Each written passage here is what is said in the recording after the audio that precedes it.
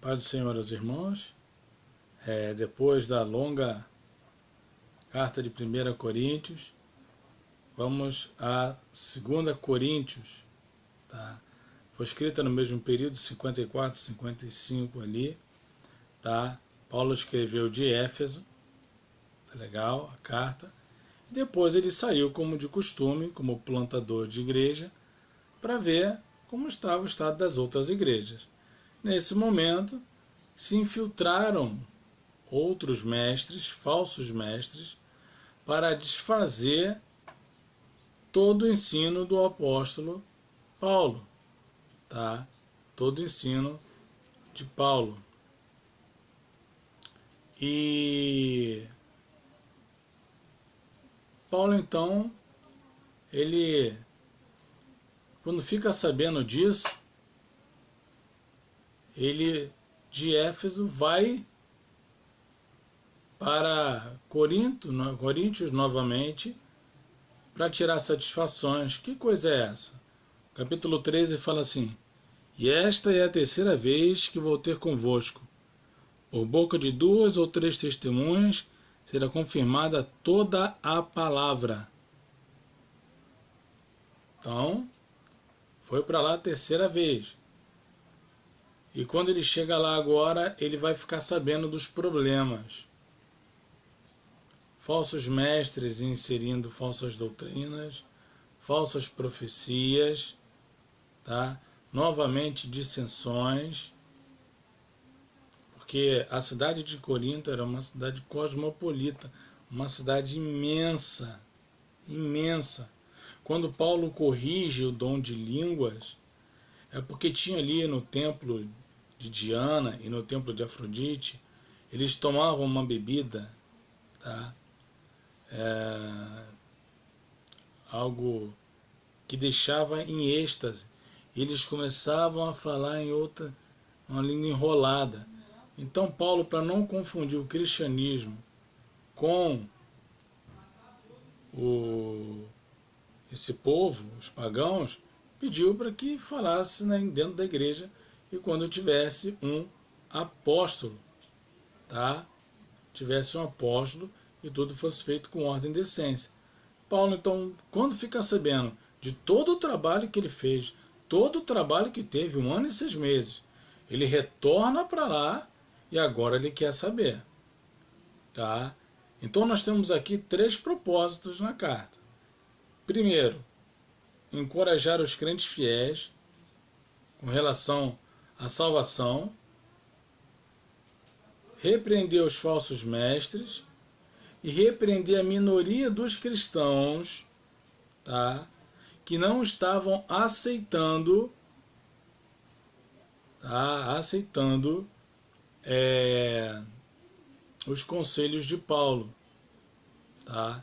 Então ele vem e ele ratifica novamente o seu apostolado, porque os falsos mestres eram judeus, tá? Estavam dizendo que Paulo não era apóstolo. E ele fala assim, ó: Paulo, apóstolo de Jesus Cristo, pela vontade de Deus. Apóstolo de Jesus Cristo, pela vontade de Deus. Nenhuma das colunas, Pedro, Tiago e João, questionaram que ele era um apóstolo, viu Jesus, falou com Jesus, aprendeu o evangelho com Jesus, agora está corrigindo um erro da igreja de Corinto, que ele está lá. Tá?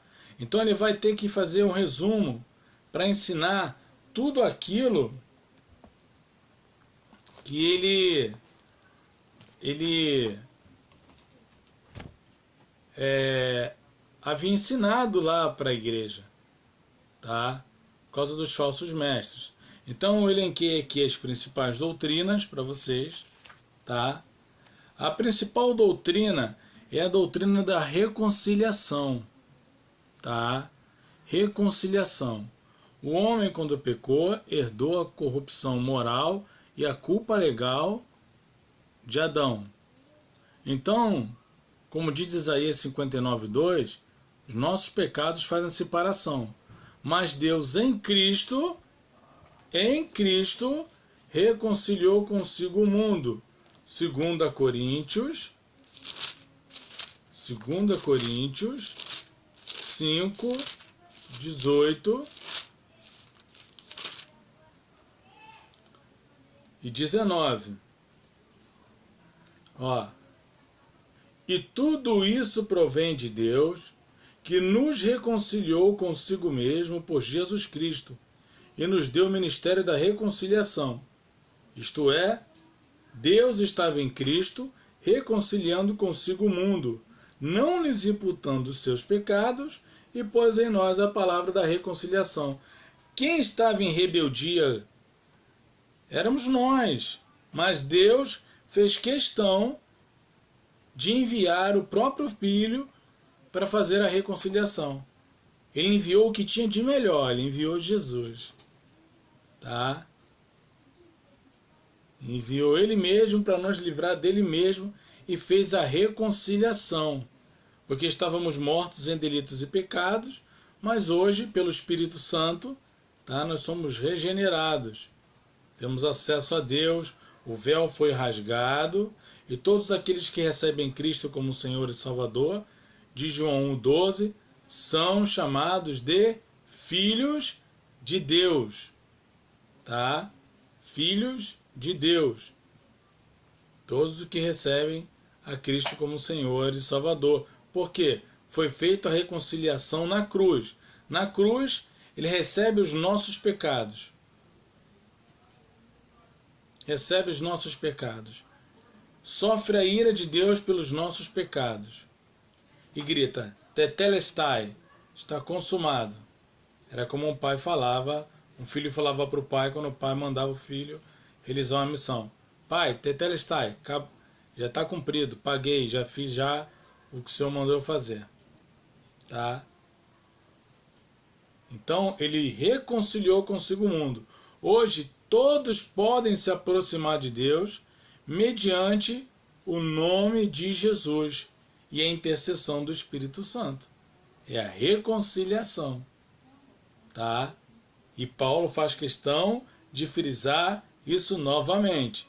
Segundo, ele fala da expiação substitutiva, que está aqui no versículo 21. Aquele que não conheceu o pecado, Deus o fez pecado por nós, para que nele fôssemos feitos justiça de Deus. Ou seja, Cristo viveu uma vida santa. Ele diz em João 8,46, quem me convence de pecado? Ninguém convence Cristo de pecado. Depois em Hebreus 4,15, pois não temos um sumo sacerdote que não possa compadecer-se das nossas fraquezas, mas um que, como nós, em tudo foi tentado, mas não pecou. Jesus, tá? Cordeiro de Deus tira o pecado do mundo. Só que Deus é amor e é justiça. O perdão estava na cruz. E a justiça estava em punir o pecador. Se ele está assumindo a culpa dos nossos pecados, Deus tem que punir o pecador. Aquele que não conheceu o pecado, Cristo nunca conheceu o pecado, mas ele assumiu a condição, foi castigado em nosso lugar. Quem nunca cometeu adultério, levou fama de adultério. Quem nunca fez malcriação aos pais, recebeu a fama de rebelde. Tá? Quem nunca matou ninguém, levou fama de homicida. Mas ele fez isso tudo para salvar o pecador da ira vindoura, a ira que está por vir. E Paulo ressalta isso novamente em 2 Coríntios. Tá? Outro ponto que eu elenquei, a garantia da salvação daqueles que estão em Cristo Jesus. Você pega, por exemplo, 1,22. Mas o que nos confirma convosco em Cristo e o que nos uniu é Deus, o qual também nos selou e deu o penhor do Espírito em nossos corações. O que é o penhor? Você vai comprar um carro, você deixa uma garantia. Quando você for buscar o carro, você dá a outra parte. Quem foi que deu a garantia? Não foi Deus? Não foi? E o que a Bíblia diz? Deus não é um homem para que minta, nem filho do homem para que se arrependa. E um dos atributos incomunicáveis de Deus é a imutabilidade. Ele não muda. Tá? Ele não muda. Então, se você recebeu Cristo como Senhor e Salvador, se você recebeu Cristo, tá? O Espírito Santo te regenerou, confessou o Senhor Jesus, seus pecados foram apagados, você tem a garantia da salvação, porque você tem o penhor do Espírito Santo. Não só o penhor, mas tem o selo, que é a garantia, e foi lavado pelo sangue de Jesus. O teu corpo, lembra? Não te pertence. Pertence a Cristo. Tá? Garantia da salvação. Outro ponto que eu elenquei. O castigo para aqueles que não receberem Cristo como Senhor e Salvador, que está no capítulo 5, 9 a 11, que é o juízo eterno.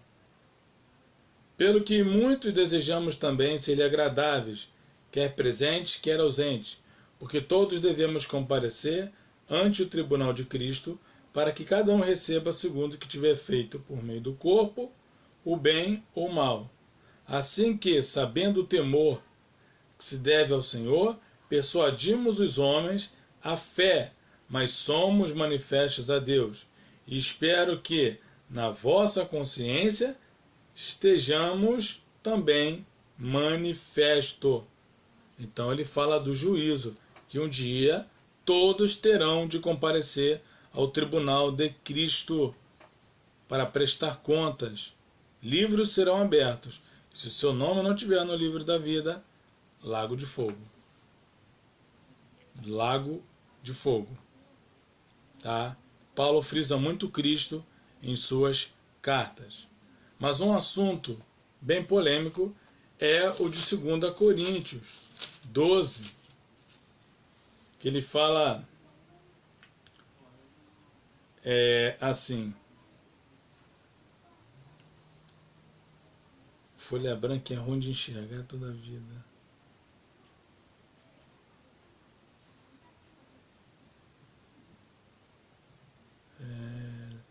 Em verdade que não convém gloriar-me, mas passarei as visões e revelações do Senhor. Olha como é que ele tem medo de falar que foi ele quem viu. Conheço um homem em Cristo, que há 14 anos, se no corpo, não sei, se fora do corpo, não sei, Deus o sabe, foi arrebatado até o 3º céu. Como é que ele pode falar isso aqui? Conheço um homem, se ele diz: aquilo que o ouvido não ouviu, o olho não ouviu, aquilo que não subiu ao coração do homem, foram essas coisas que Deus preparou para nós. 1 Coríntios 2. Ele. Só que ele tem medo de falar. Tá? Foi arrebatado ao paraíso e viu palavras inefáveis de que o homem não é lícito falar. Lá, por isso que ele não fala. De um assim me gloriaria eu, mas de mim mesmo não me gloriarei, senão nas minhas fraquezas. Porque se quiser gloriar-me, não serei nécio, estúpido, porque direi a verdade. Mas deixo isso para que ninguém cuide de mim mais do que em mim vê ou ouve, e para que me não exaltasse pela excelência das revelações, foi-me dado um espinho na carne. Um espinho na carne. A saber, um mensageiro de Satanás, a fim de me esbofetear, a fim de me não exaltar. Acerca dos quais orei ao Senhor, para que se desviasse de mim. E disse-me: a minha graça te basta, porque o meu poder se aperfeiçoa na fraqueza. De boa vontade, pois, me gloriarei nas minhas fraquezas, para que em mim o poder de Cristo habite. Né? Pelo que sinto prazer nas fraquezas, nas injúrias, nas necessidades, perseguições, nas angústias, por amor de Cristo. porque quando estou fraco, então estou forte. Olha só, quando ele fala isso, ele está dizendo que quando ele está fraco, ele está mais forte. Por quê? Ele está orando, lendo a Bíblia, buscando a presença de Deus, se tornando mais dependente do Senhor. Tá? Por isso ele está forte. E Deus de Jesus falou para ele: a minha graça, o meu favor imerecido te basta. Porque o meu poder se aperfeiçoa na sua fraqueza. Então continue orando, me buscando, lendo a palavra, e você vai se fortalecendo cada vez mais para suportar esse espinho na carne. Agora, que espinho na carne era esse? Que espinho na carne era esse? Nós temos 3 posições aqui. Vou mostrar para vocês, mas na live eu vou dar o meu posicionamento, tá? Na live eu vou dar o meu posicionamento, tá? Na live eu vou dar meu posicionamento.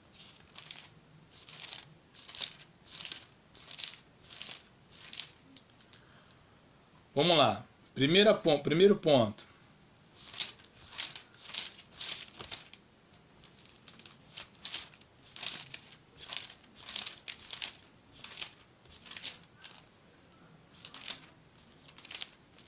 Olha só.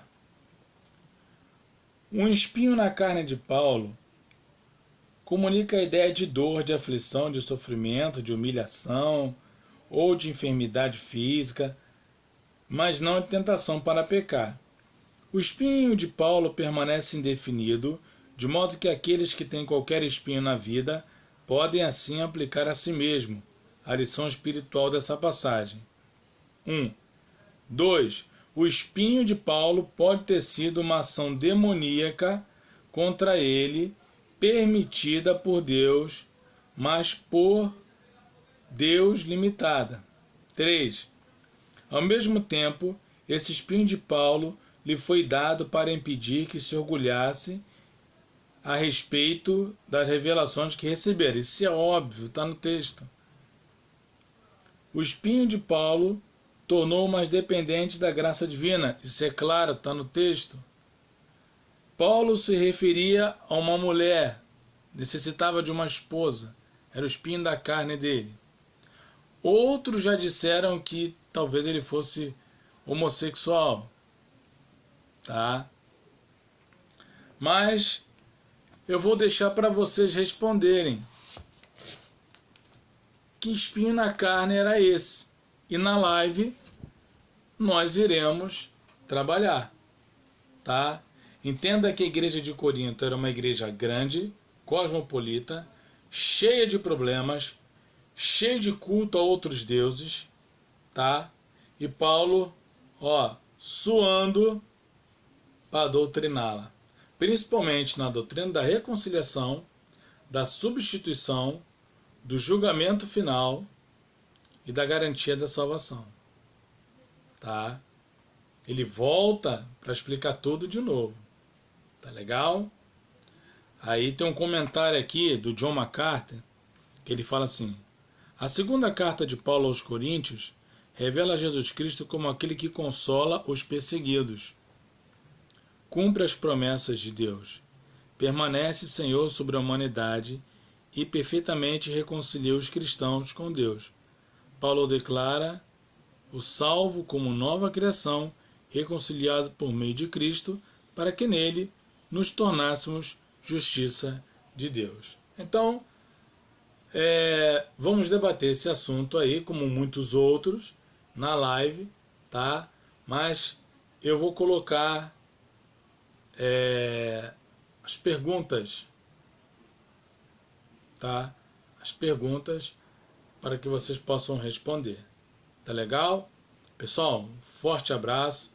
Deus abençoe vocês, abençoe família, abençoe matrimônio, ministério, abençoe a vida espiritual de cada um de vocês. Tá legal? E até quarta-feira, se Deus permitir. Que Deus nos abençoe, em nome de Jesus. Valeu aí, pessoal.